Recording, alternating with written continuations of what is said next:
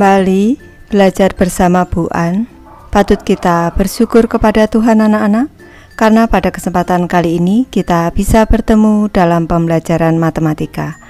Materi ini untuk anak-anak ibu yang kelas 7, bab 6 data dan diagram, uji kompetensi bab 6 anak-anak, soal nomor 1 sampai dengan 4, ada di halaman 222 sampai dengan 224.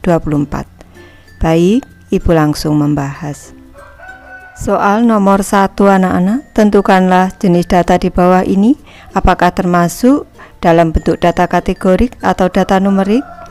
Baik, ibu mulai dari soal A, banyaknya anggota keluarga di rumah. Kalau banyaknya anggota keluarga berarti ini datanya berupa angka anak-anak. Nih, karena jumlah berarti ini data numerik.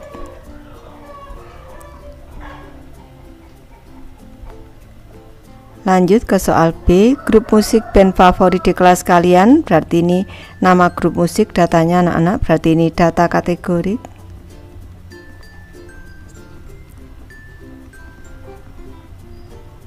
Selanjutnya yang C, peringkat Indonesia di Olimpiade musim panas. Kalau peringkat berarti urutan anak-anak jawabannya. Datanya berupa urutan, jadi ini merupakan data kategorik anak-anak. Data kategorik. Lanjut ke soal D, lamanya waktu yang digunakan untuk belajar dalam seminggu. Ini kalau lamanya waktu ini datanya berupa angka, misalkan dalam jam anak-anak, berarti data numerik.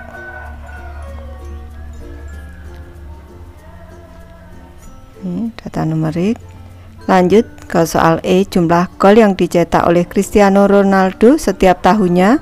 Ini berarti datanya berupa angka anak-anak, berarti data numerik.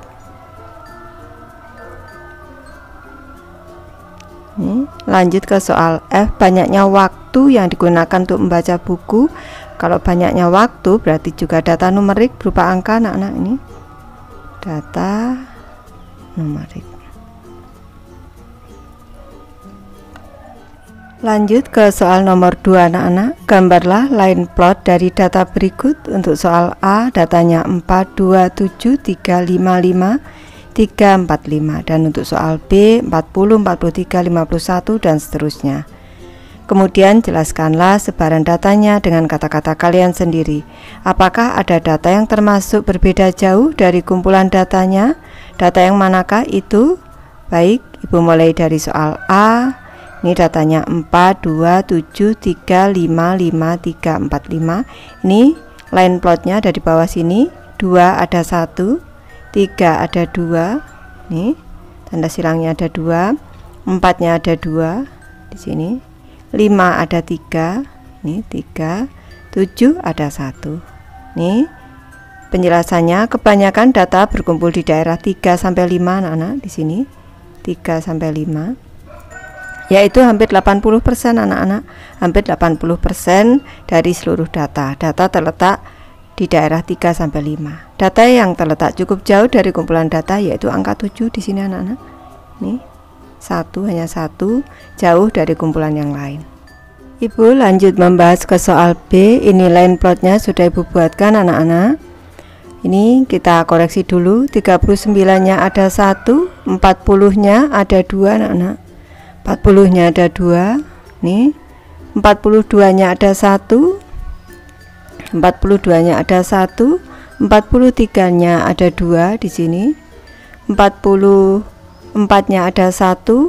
Nih, 45 kosong, 46 ada 1. Nih, 48 ada 1. 49 ada 1. Selanjutnya 50 tidak ada. 51-nya ada 3.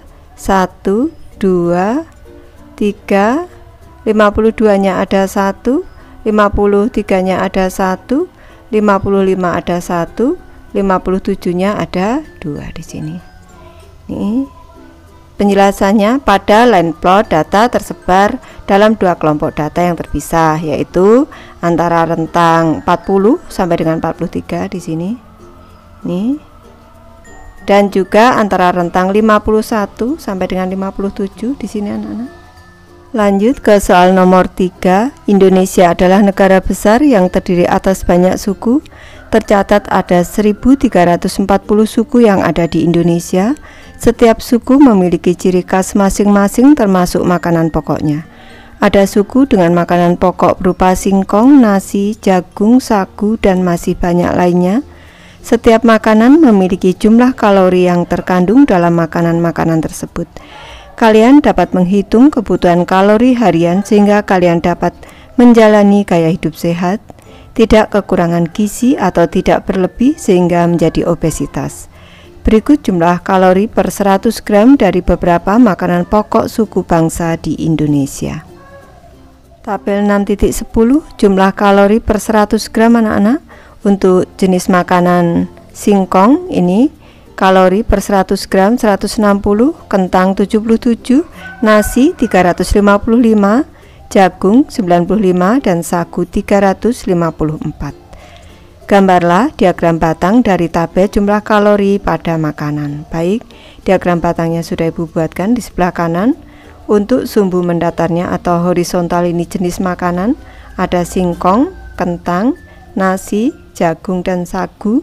Untuk sumbu vertikalnya adalah jumlah kalori dalam satuan kalori anak-anak.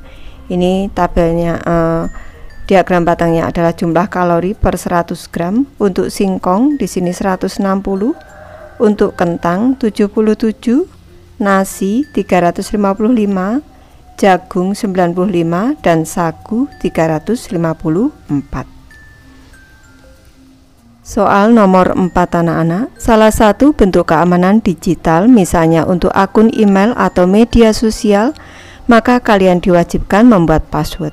Panjang password yang disyaratkan paling sedikit terdiri dari 6 angka, meskipun dapat lebih panjang untuk keamanan ekstra.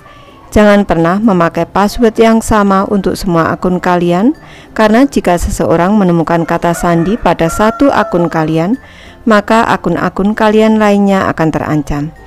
Gunakanlah kombinasi angka, simbol, huruf kapital, dan huruf kecil agar passwordmu semakin sulit diretas. Dari sebuah survei mengenai panjang password yang digunakan untuk akun email siswa, diperoleh data sebagai berikut. Baik, kita cermati gambar 6.24 diagram lingkaran panjang password email siswa. Ini ada yang panjang passwordnya 6 angka ada 12 siswa, yang 8 angka 20 siswa, 7 angka 3 siswa, dan 9 angka 5 siswa. Untuk soal A, ada berapa macam panjang password email siswa di kelas ini? Ada 4 anak-anak. Ini berarti ada 4 macam. Ini yaitu 6, 7, 8, dan 9 angka. Selanjutnya untuk soal B, berapa persenkah siswa yang memiliki panjang password sebanyak 8 angka? Bisakah kalian langsung mengetahui jawabannya dari diagram lingkaran di atas tanpa menghitung? Baik, ini kalau tanpa menghitung kita cermati di sini garisnya. Untuk 8 angka ini setengah lingkaran anak-anak. Ini kita cermati. Jadi ini sudah bisa dijelaskan kalau ini 50% karena merupakan setengah lingkaran. Jawabannya adalah 50%. Apakah bisa? Jawabannya bisa, karena password 8 angka ada di setengah bagian dari diagram lingkaran. Ke soal C, hitunglah besar sudut yang mewakili bagian panjang password 6 angka. Untuk yang 6 angka ada 12, berarti 12 per keseluruhannya 20, 40 per 40. Selanjutnya dikali dengan, karena ini besar sudut berarti 360 derajat, sama dengan kita sederhanakan 40 bagi 41, 360 bagi 49, 12 kali 9 108 derajat. Ke soal D, hitunglah besar sudut yang mewakili bagian panjang password 9 angka. Untuk 9 angka ini 5 anak-anak, berarti 5 per keseluruhannya 40 dikali 360 derajat. Ini bagi 41 bagi 49, 5 kali 9 45. Jawabannya adalah 45 derajat. Ayo berpikir kritis anak-anak. Password sangat tidak disarankan mengambil dari tanggal kelahiran kalian. Misalnya, kalian lahir pada 9 April 2014, maka jangan membuat password 09042014 yang panjangnya 8 angka. Dari diagram di atas ternyata separuh kelas menggunakan password dengan panjang 8 angka. Kemungkinan mereka menggunakan tanggal lahir mereka sebagai password. Kira-kira apakah kalian bisa menduga mengapa panjang password kedua terpanjang berikutnya adalah 6 angka? Jelaskan. Ibu memberi alternatif jawaban. Selain orang cenderung membuat password dengan tanggal lahir mereka dengan format DDMMYYY, artinya ini date, month, dan year, orang juga sering membuat password juga dari tanggal kelahiran mereka dengan format DDMMYY. Misalnya, 7 Maret 2006 ditulis dengan password 070306 untuk format 6 angka. Baik, Ibu sudah selesai membahas materi ini. Terima kasih anak-anak sudah menonton. Semoga ini bermanfaat membantu anak-anak belajar. Terima kasih.